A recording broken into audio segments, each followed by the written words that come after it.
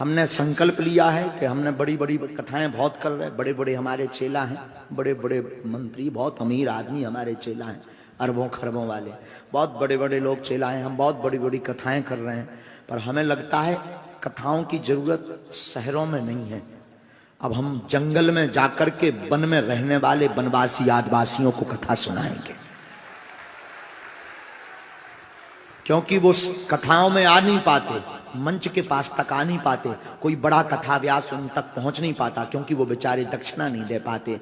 तो अब हर महीने में 3 दिन धाम की तरफ से भंडारा, धाम की तरफ से टेंट, धाम की तरफ से कथा, पूरा खर्चा हम स्वयं वहन करेंगे और 3 दिन जंगल में जाकर राम कथा सुनाएंगे। पूछिए क्यों सुनाएंगे? क्योंकि अगला टारगेट सनातन धर्म का काटने का, सनातन धर्म से काटने का आदिवासियों के ऊपर है। और हमें पता है कि हवाई जहाज या फॉर्चूनर से धर्म बचने वाला, इसलिए जंगल में जाकर के हम पहली कथा हमारी 29 और 30 जून 1 जुलाई को किशनगढ़, छतरपुर जिले के किशनगढ़ क्षेत्र में 40 गांव जंगल में आदिवासियों के हैं, जहां पर लगभग 25,000 आदिवासी रहते हैं। और वहां एक गांव है जिसका नाम है पटेरी। पटेरी गांव में 3 दिन की कथा होगी। और हमें खबर मिली है पूरे ऊपर तक तहलका मचा, शायद पक्का नहीं, कोई बहुत बड़े लोग भी उसमें पहुंच रहे हैं। लोगों से मतलब नहीं है, आप लोग मत जाना, घर पे लाइव देखना संस्कार पर। हम वन में इसलिए कथा करने जा रहे हैं, राम जी बन गए इसलिए बन गए।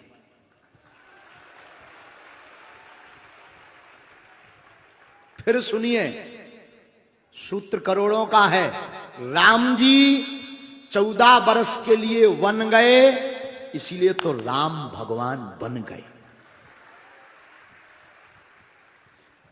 उन्हीं राम जी की कथा सुनाने के लिए हम आदिवासी। कैसा है ये उपाय, पागलो बताओ ना? ठीक है ना? ये अच्छा है ना?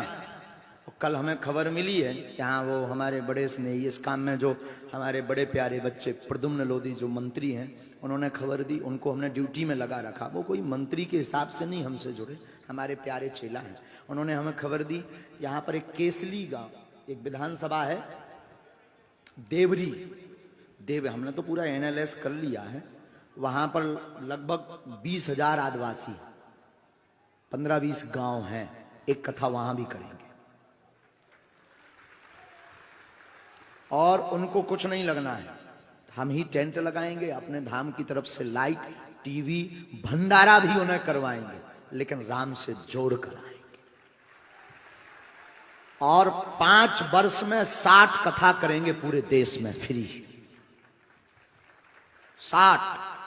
5 साल में 60 कथा, और किसी राजनीतिक मुद्दा को लेकर के नहीं। उस कथा में कोई भी राजनेता आरती नहीं करेगा, उस कथा में आदिवासी ही मंच पर चढ़ करके आरती करेंगे। उस कथा में कोई एक जजमान नहीं होगा, उस कथा में पूरे देश का, हमारा बागेश्वर धाम का शिष्य मंडल जजमान होगा, वो और हम खर्च करेंगे। तो ये आयोजन की हम चाहेंगे कि सब जगह इसकी जानकारी हो। सब आदिवासी भाई जनजातीय हैं, वनवासी भाई हैं, उनको राम कथा सुनाने जा रहे। कैसा उपाय है बताओ ना? बढ़िया है ना? हम ये करने वाले हैं, इसको करें कि ना करें? सच कहा ना तो उनको जरूरत है। भाई तुम लोग तो शहर में रहते, हमारी नहीं कथा हो, तुम तो दूसरे लोग पहुंच जा होते, राधे राधे करने लगा। हाँ जी या ना जी? उनके पास कोई जाता है क्या? वो कभी यहां आ पाते? उन्हें डर लगा भीड़ से बेचारा, उन्हें कोई पूछा। अच्छा आ भी जाए, कई आए भी हैं, यहां भी बैठे, लेकिन वे मंच के नजदीक नहीं आ पाता। आरती तो सपने में नहीं वे कर पाता। वो भी तो इंसान है, वो भी तो चाहते कि हम भी मंच पे चढ़े। पैसा नहीं है तो का भाव, बस उन्हें एक ही कमी खलत, काश हम भी बड़े आदमी होते तो मंच पे होते। तो हमने सोचा कि अब हम उनको भी मंच पर बैठाएंगे, मंच पर आरती करवाएंगे और राम कथा सुनाएंगे। ये 29 और 30 और 1 जुलाई को 3 दिन की, हर महीने में 3 दिन। फिर अगली कथा कहाँ है? 28, 29 और 30 जुलाई में दमोह जिले में एक कथा है, 3 दिन की। आदिवासी क्षेत्र है कोई, निर्वारा या ऐसा कोई क्षेत्र है, जो भी हो, आपको जानकारी सोशल मीडिया द्वारा मिल जाए। ये 2 कथाएं फिक्स हैं, तो इस कथाओं में आप पहुंच सकते हो, लेकिन डिस्टर्ब करने नहीं।